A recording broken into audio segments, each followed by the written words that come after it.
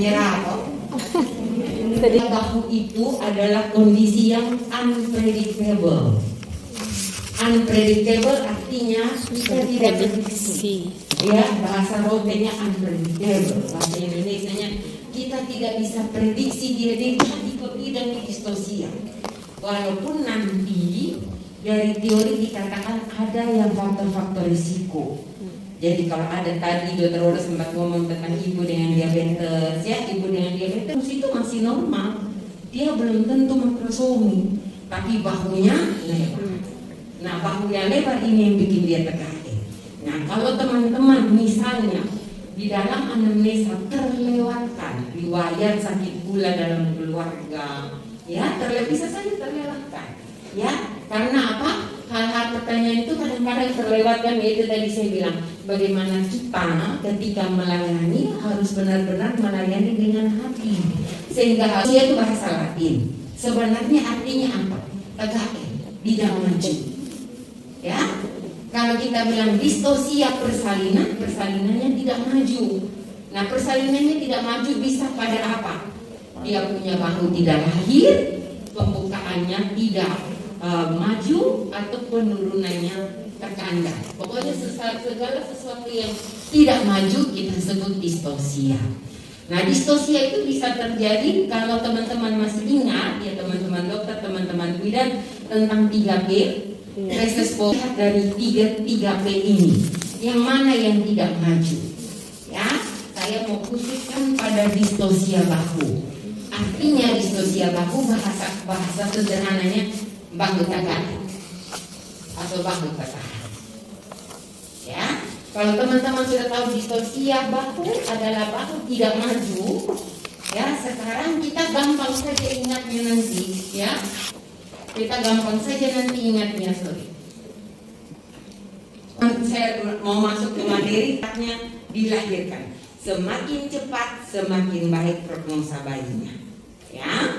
Jadi dia merupakan kegagalan untuk melahirkan bangsa sesuai yang kita lakukan selama ini. Dia punya bahu tertahan dan berisiko untuk terjadinya trauma. Insidennya antara 3-1%, biasanya pada berat bayi 4.000 gram, insidennya tinggi. Kalau kita pakai di Indonesia 4.000 gram atau lebih itu makrosomi, tapi kalau di luar itu 4.500. Jadi kalau kita teman-teman ingat kalau TBC sudah 4.030 dengan tinggi bonusnya 37, kalau 36, 37, 20, 38, 4.030, ya teman-teman dapat TBC-nya segitu, jangan tahan sudah.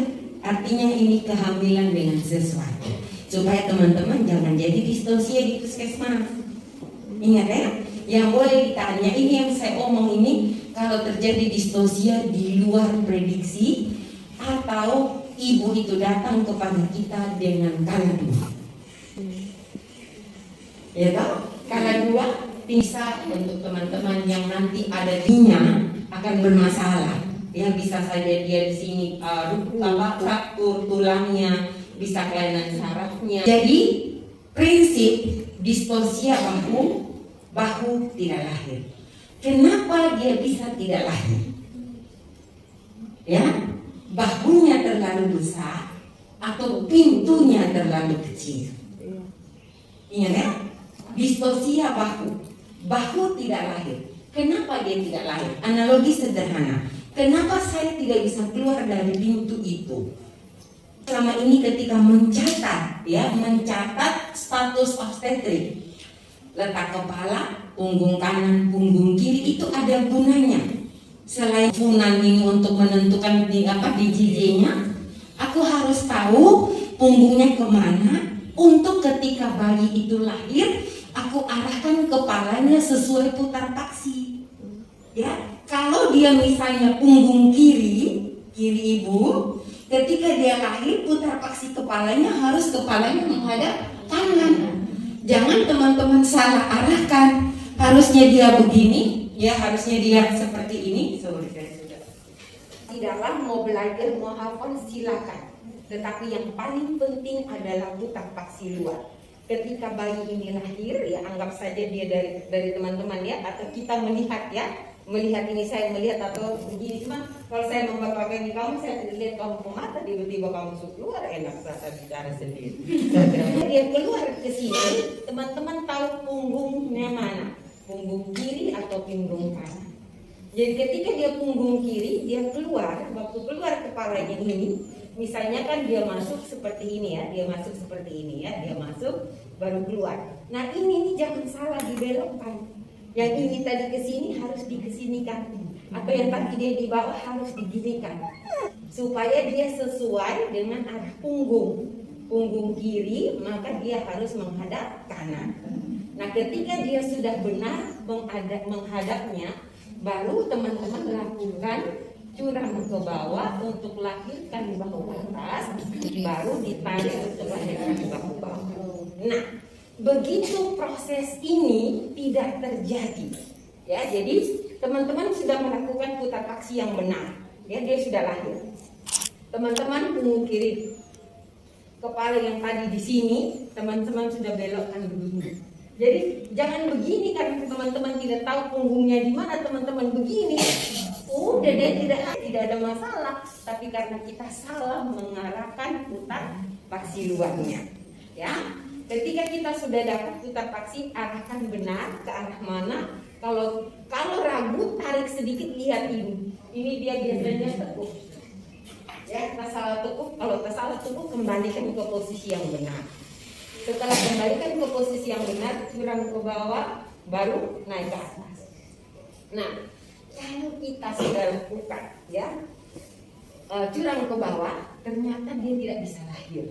Dia tegak itu jadi dia tertahan di sini. Ini vagina, ya, dia tertahan begini. Nah, tandanya dia distosia adalah dia tidak mau maju, kepalanya seperti apa? Seperti kepala penyu. Dia memberikan tanda cartel sign. Jadi kepala penyu dia begini, ya, begini. Jadi nanti pipinya jadi montok. Ya, dia tertahan begini. Nah ini distosia, ya. Teman-teman lihat cartel sign berarti dia distosia. Nah kalau sudah distosia, kalau teman-teman yang menolong persalinan sudah tegakkan dia distosia, ya, yang kita lakukan pertama adalah alarmer namanya. Ask for help, panggil untuk hari, ya.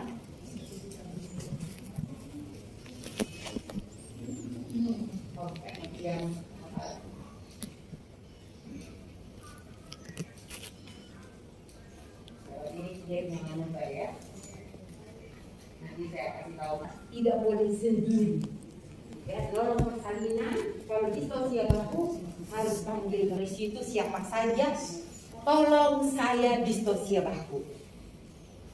Nah, kalau sudah dapat distosia bahu, prinsip untuk menolong distosia bahu ini, ya seperti saya bilang tadi, lebarkan pintu atau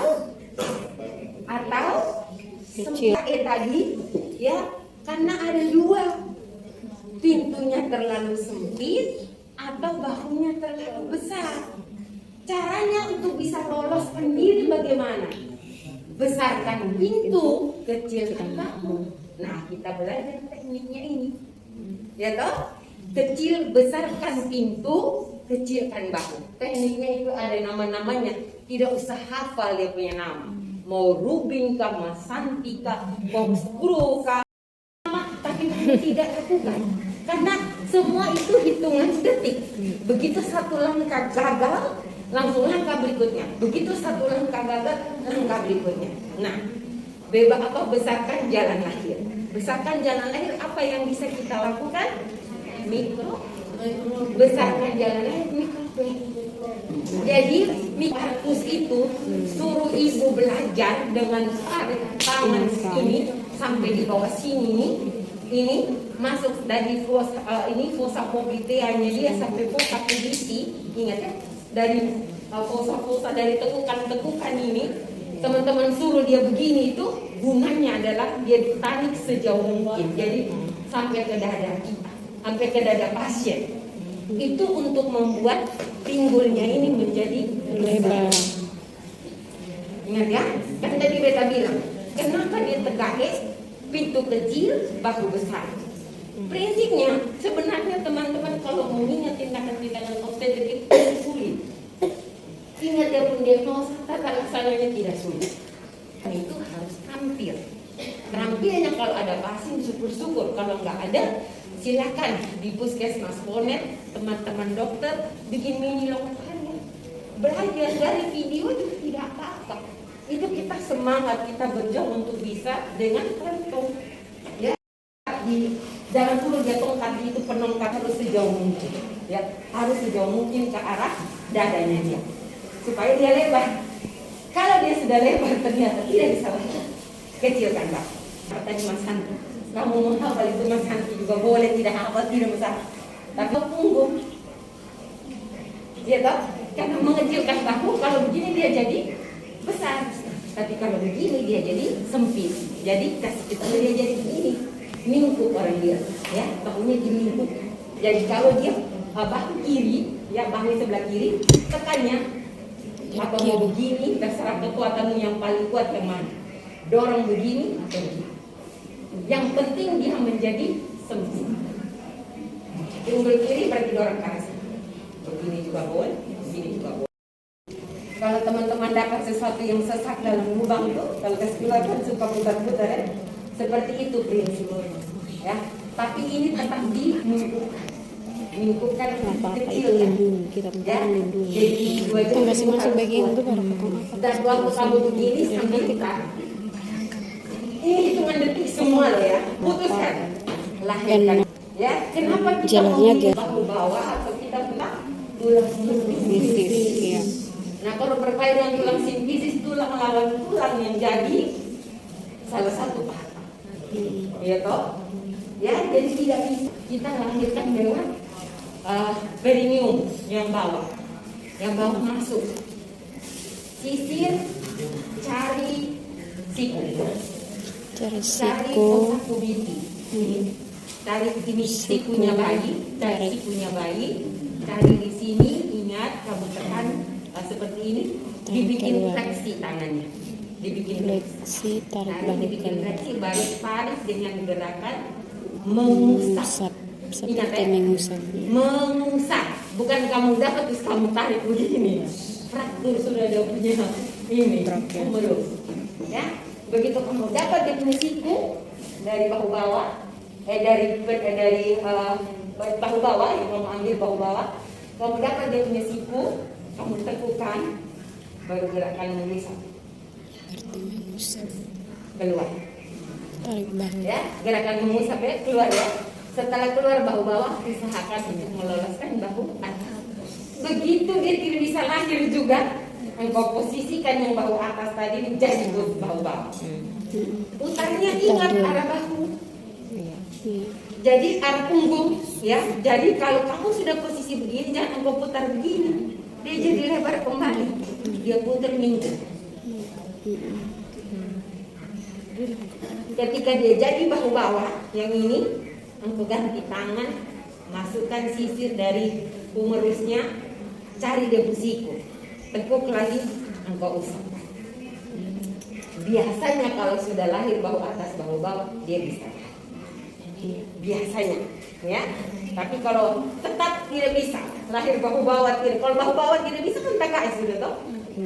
Tidak bisa lagi toh, bahu bawah tidak bisa juga. Nah bahu bawah tidak bisa. Ada satu yang dia bilang bisa kita lakukan, kledektomi. Tapi selama saya berprofesi, saya belum pernah pakai. Termasuk nenek saya juga. Ya, nenek saya tidak. Dia patahkan. Jadi katakan dipatahkan kepiculannya patah, jadi dia jadi sempit otomatis. Karena ini kan yang menunjang bahu ya, dia jadi sempit bisa dilakukan. Ya, patahkan klavikul. Kalau patahkan klavikul pun tidak bisa lahir, apa yang dilakukan?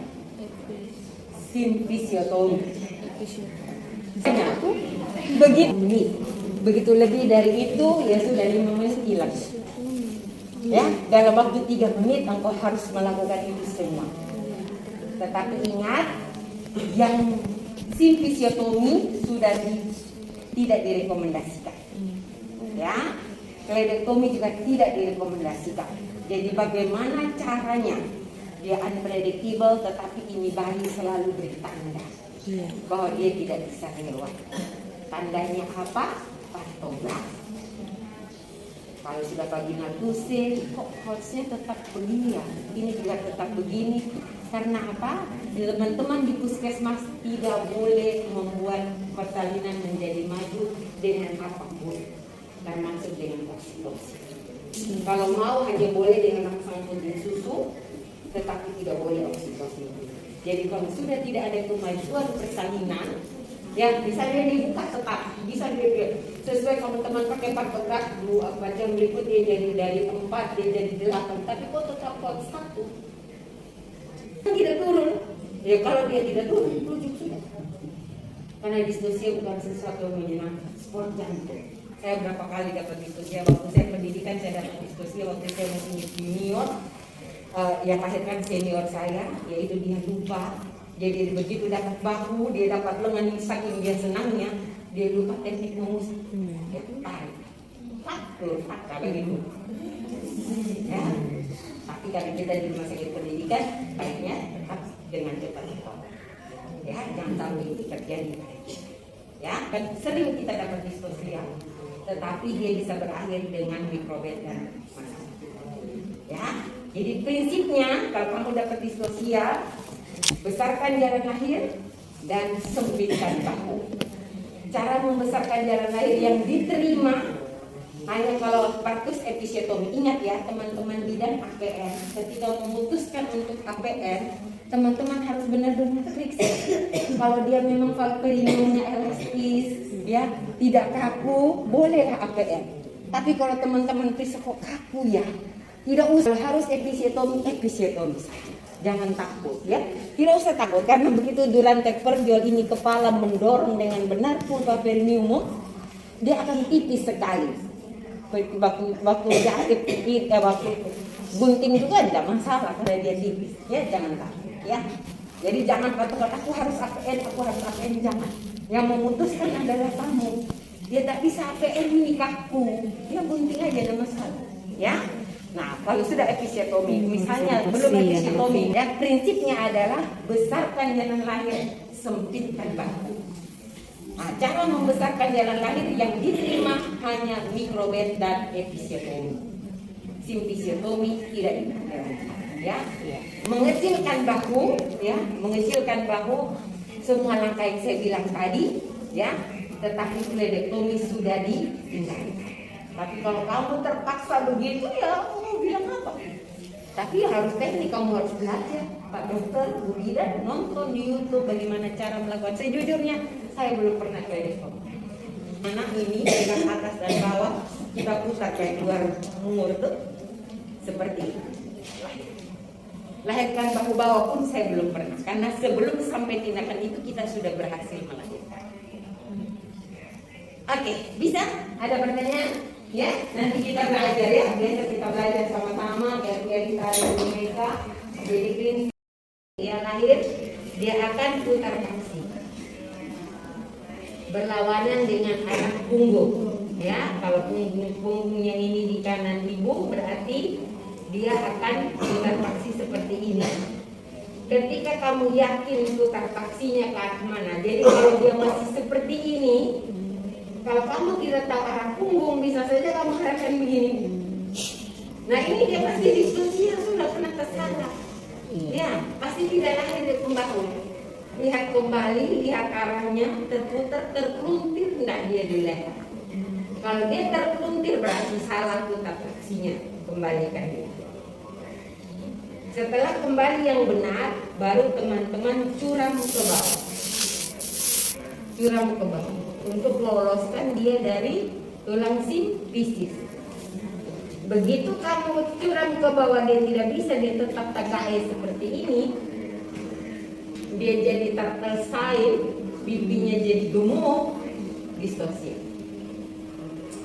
Begitu distosia, panggil teman. Distosia, tolong, apapun istilahnya, panggil. Yang minta bantuan. Nah begitu tahu ini distosia, prinsipnya adalah besarkan jalan lahir, sempitkan bahu. Besarkan jalan lahir, silakan ibu dan teman yang satu dokternya ada, suruh tarik sedekat mungkin ke dada ibu, ya sedekat mungkin, dan yang satu boleh menekan. Pakai ini yang mana teman-teman punya tangan paling kuat? Mau pakai ini dorong atau begini boleh dorong supaya dia menjadi sempit.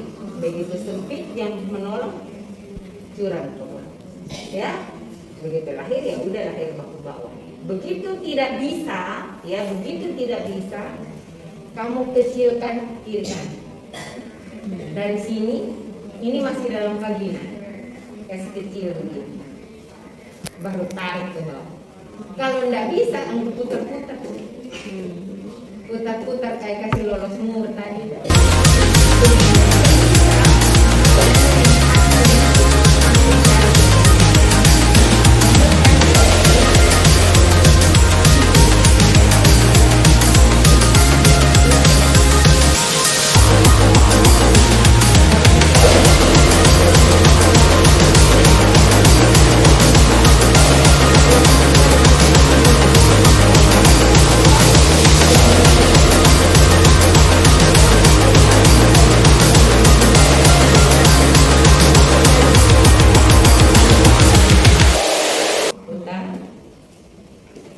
Ketika dia sudah jadi bahu bawah, masukkan lagi tanganmu, cari fosa kubidinya, usap. Biasanya ini pasti ya. Oke, ada pertanyaan? Rekap-rekap, mengerti? Breathing, distopia, kandas. Tidak lahir bahu. Kenapa dia tidak lahir? Antara dua. Bahu terlalu besar, jalan terlalu sempit. Solusinya besarkan jalan. Caranya tadi hal-hal mematahkan mobil seperti kombinasi. Kamu bisa tidak biarlah disuruh rumah sakit yang urut dengan dokter uteri dan dokter fisika. Tapi begitu bayi sudah mati, kasih tahu ini bayi sudah tidak ada, ya sudah rujuk. Karena kalau tindakan kita salah, ya bisa menyebabkan cedera. Ruptur bisa ruptur perineum grade 4, ya bisa sampai ruptur fisika, bisa sampai ruptur uteri. Pasien ibu sudah nggak dapat bayinya, dirinya lagi ya. Tapi kalau bayi hidup, apapun kita perlu, ya. Oke, ada pertanyaan? Oke, kalau tidak ada, besok jam 8 kalau tidak mau kena hukum sampai jam 6. Ya, baik.